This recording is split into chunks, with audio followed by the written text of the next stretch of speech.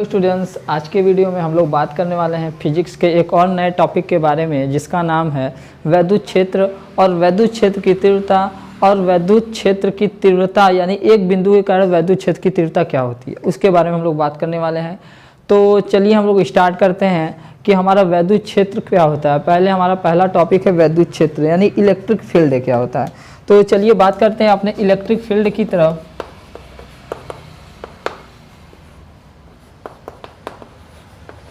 Electric field यानी वैद्युत क्षेत्र, वैद्युत क्षेत्र। तो चलिए देखते हैं हमारा वैद्युत क्षेत्र होता क्या है। किसी आवेश के चारों ओर का वह क्षेत्र। मान लीजिए ये कोई आवेश है, ये कोई आवेश है।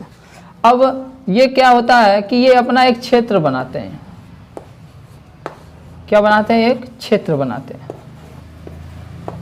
किसी आवेश के चारों ओर का वह क्षेत्र जहां तक वो आकर्षण या प्रतिकर्षण बल का क्या कर सके, अनुभव कर सके, वैद्युत क्षेत्र कहलाता है। क्या कहलाता है स्टूडेंट? वैद्युत क्षेत्र। तो चलिए इसको मैं अच्छे से आपको समझाता हूं। जैसे मान लीजिए ये प्लस आवेश है, ये इसका एक क्षेत्र हो गया ये। अब अगर मान लीजिए यहाँ पे दूसरा आवेश कोई इंटर करेगा, यदि मान लीजिए इसका भी नेचर प्लस है, तो ये क्या करेगा, जैसे ही इसके रेंज में आएगा ये इसको दूर भगाना चाहेगा। क्या भगाना चाहेगा स्टूडेंट? दूर भगाना चाहेगा। यानी इतना देर तक, यहाँ तक जब तक था, ये जो आवेश अपने रेंज में यहाँ तक था, तो इस आवेश का इस पर कोई अनुभव नहीं लग रहा था। यानी कोई चीज़ इस पे, इसके कारण कोई भी प्रतिक्रिया नहीं लग रही थी। अब जैसे ही ये आवेश इसके रेंज में यहाँ इंटर किया, जैसे ही यह इंटर किया इसमें, तो ये क्या करने लगा, इसको रिपल्सन करने लगा, दूर भगाने लगा। ठीक है स्टूडेंट। तो देखिए अगर मान लीजिए ये माइनस क्यू है, तो यहाँ तक तो इसका कुछ भी अनुभव नहीं लगेगा इस आवेश द्वारा। लेकिन जैसे ही ये वाला आवेश इसके अंदर इंटर करेगा, ये क्या करेगा, इसको अट्रैक्ट कर लेगा। क्या कर लेगा? अट्रैक्ट कर लेगा। क्यों करेगा? क्योंकि इससे अपोजिट चार्ज है। ठीक। तो यानी हम लोग क्या बोल सकते हैं, इलेक्ट्रिक फील्ड यानी वैद्युत क्षेत्र क्या होता है, किसी आवेश के चारों ओर का वह क्षेत्र, किसी आवेश के चारों ओर का वह क्षेत्र जहां तक वो किसी दूसरे आवेश पर आकर्षण या प्रतिकर्षण बल का क्या कर सके, अनुभव कर सके, वैद्युत क्षेत्र कहलाता है। क्या कहलाता है? वैद्युत क्षेत्र कहलाता है। किसी आवेश के चारों ओर का वह क्षेत्र जहां तक वह किसी दूसरे आवेश को प्रतिकर्षित या आकर्षित कर सके, उस रेंज यानी इस क्षेत्र को क्या बोलते हैं? वैद्युत क्षेत्र। क्या बोलते हैं स्टूडेंट? वैद्युत क्षेत्र। तो उम्मीद करता हूं आप लोगों को वैद्युत क्षेत्र समझ में आया होगा। तो इसको दिखाने का तरीका, ये वैद्युत क्षेत्र को ई द्वारा दिखाया जाता है। किसके द्वारा स्टूडेंट? ई द्वारा। तो चलिए हम लोग देखते हैं वैद्युत क्षेत्र। अब हमारा अगला टॉपिक आता है वैद्युत क्षेत्र की तीव्रता। वैद्युत क्षेत्र की तीव्रता, intensity of electric field. Intensity of intensity of electric field. देखिए वैद्युत क्षेत्र की तीव्रता क्या होता है। अब हम लोग देखेंगे वैद्युत क्षेत्र की तीव्रता क्या होता है। तो जैसे हमने देखा कि वैद्युत क्षेत्र पहले देख लिया, तो पहले हमारा वैद्युत क्षेत्र क्या था, किसी आवेश के चारों ओर का क्षेत्र। मान लीजिए इस आवेश का जो क्षेत्र यहाँ तक है, मैंने कोई टेस्ट चार्ज ले लिया यानी कोई परीक्षण आवेश ले लिया। मान लीजिए हम लोगों ने ले लिया कोई परीक्षण आवेश Q0। क्या ले लिया स्टूडेंट्स? Q0। Q0 परीक्षण आवेश। परीक्षण आवेश उसे कहते हैं जिसके मतलब उस पर हम लोग परीक्षण करते हैं। क्या कहते हैं? टेस्ट करते हैं। ठीक। तो उस आवेश को बोलते हैं परीक्षण आवेश। तो मैंने ले लिया मान लीजिए कोई परीक्षण आवेश, क्या ले लिया? Q0।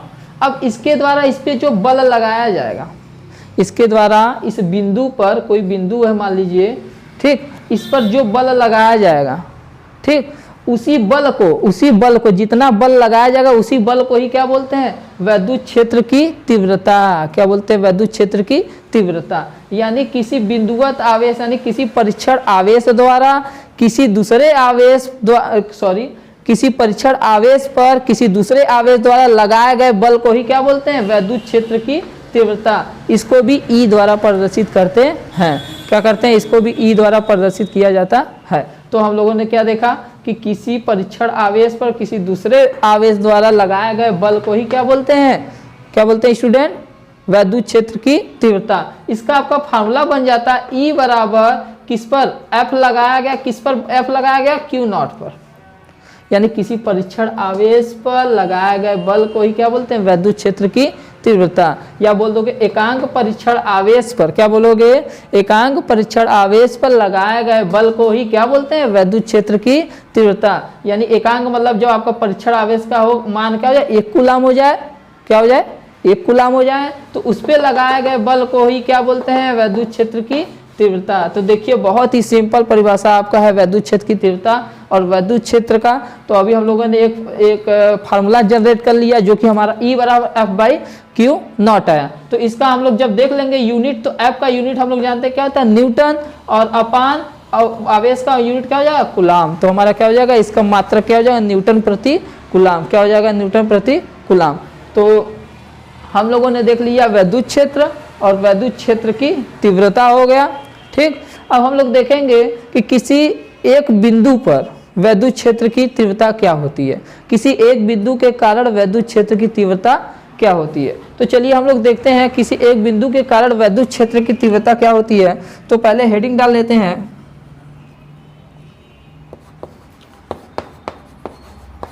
किसी बिंदु के कारण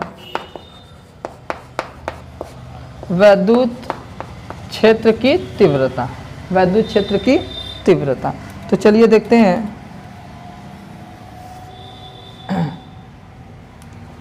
जैसे मैं कोई आवेश ले लिया Q, ठीक, अब मान लीजिए Q कोई आवेश है, ठीक।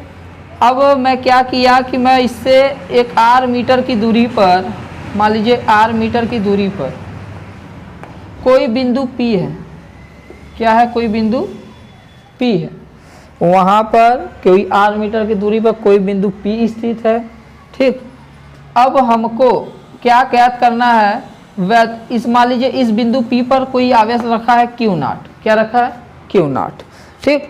तो हम लोगों ने क्या देखा, कोई आवेश Q है, उससे R मीटर की दूरी पर कोई बिंदु स्थित P है जहाँ पे परीक्षण आवेश रखा है, क्या रखा है, परीक्षण आवेश। तो चलिए हम लोग देखते हैं, हम लोग जानते हैं कूलाम का नियम।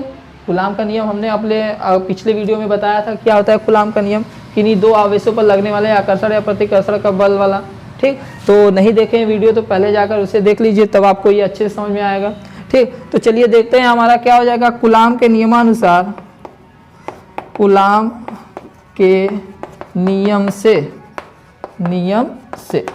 कूलाम के नियम से क्या होगा, इस पे बल कितना लगे, F इज इक्वल Q1 के जगह पर Q है, Q2 यहाँ पर Q नॉट है, अपान R² होता है तो R² हो जाएगा, ठीक। और हमारा यहाँ पे एक नियतांक होता था, याद रखिए क्या होता था, कूलाम कांस्टेंट, क्या होता था, कूलाम कांस्टेंट, यानी K का मान होता था 9 × 10⁹ होता था, ठीक। हमारा F का मान यहाँ से निकल गया, इक्वेशन फर्स्ट, क्या हो गया हमारा इक्वेशन फर्स्ट। तो अभी हम लोगों ने देखा इलेक्ट्रिक फील्ड इंटेंसिटी यानी वैद्युत क्षेत्र की तीव्रता। अब लिखेंगे वैद्युत क्षेत्र की तीव्रता से, वैद्युत क्षेत्र की तीव्रता से, तो वैद्युत क्षेत्र की तीव्रता से हमको क्या पता चलेगा, जब हम वो रखेंगे क्या हो जाएगा हमारा, E इज इक्वल क्या हो जाएगा, F/Q नॉट, इसको मान लेंगे इक्वेशन फर्स्ट, क्या मान लेंगे स्टूडेंट, इक्वेशन सेकेंड। तो चलिए हम लोग देखते हैं फिर अपने आगे क्या बनेगा हमारा इक्वेशन। तो जब लिखेंगे नाउ फ्रॉम, अच्छा इधर देखिए, अब now from equation first and equation second. अब इक्वेशन फर्स्ट और सेकेंड से देखेंगे तो हमारा क्या बनेगा, देखिए अब हम जब क्या देखेंगे कि इक्वेशन फर्स्ट का वैल्यू पुट करेंगे किसमें, इक्वेशन 2 में। इक्वेशन फर्स्ट का वैल्यू किसमें पुट करेंगे स्टूडेंट, इक्वेशन 2 में। तो चलिए देखते हैं, पुट करते हैं, वैल्यू क्या बनेगा आपका। तो हमारा हो जाएगा E इज इक्वल F की वैल्यू क्या है, K Q into Q not upon R²। अब देखिए नीचे भी क्या है Q नॉट, तो हम लोग क्या लिख देंगे Q नॉट से Q नॉट कैंसिल आउट हो जाएगा, तो हमारा बचेगा इलेक्ट्रिक फील्ड इंटेंसिटी E बराबर आ गया K Q/R²। क्या आएगा, E is equal K Q/R²। यही आपका एक बिंदु के कारण वैद्युत क्षेत्र की तीव्रता हो गया किसी दूसरे बिंदु पर। हम लोगों ने क्या लिया, कोई बिंदु आवेश ले लिया Q, मान लीजिए P r मीटर की दूरी पर कोई बिंदु स्थित P है, उस पर हमको वैद्युत क्षेत्र की तीव्रता ज्ञात करनी है।